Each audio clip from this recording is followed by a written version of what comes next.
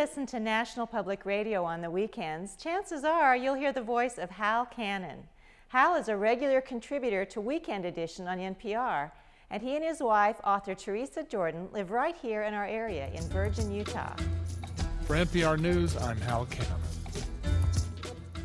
Hal is a lifelong folklorist who founded the Western Folklife Center in Elko, Nevada, along with the famous Cowboy Poetry Gathering, now in its 27th year. Well, I think of reincarnation, of life and death and such. And I come away concluding, Paul, you ain't changed all that much.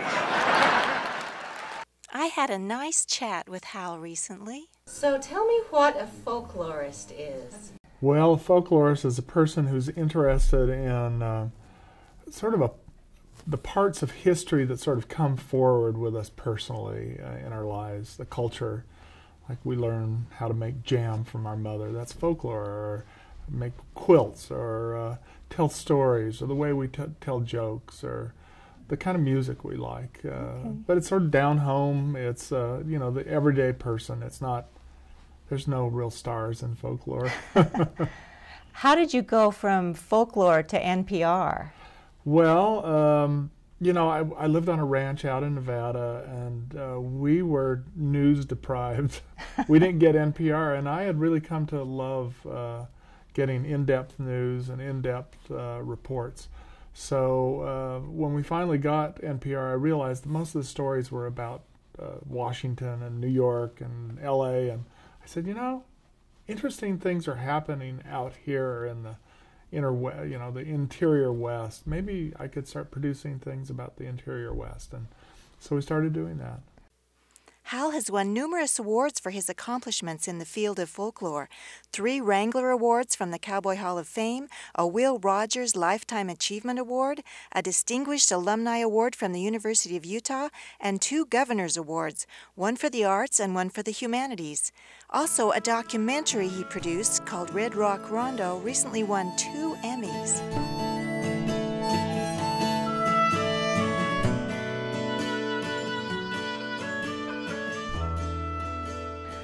Of all the awards that you've won, what is the most meaningful thing that you've won? I like the heaviest statue that they give you. Just kidding. Awards, they're nice, but it's the work, it's being out there that I love the most. I was really moved when I got the Utah Humanities Award one year. That really meant a lot to me, and I don't even know why. I guess I was a poor student.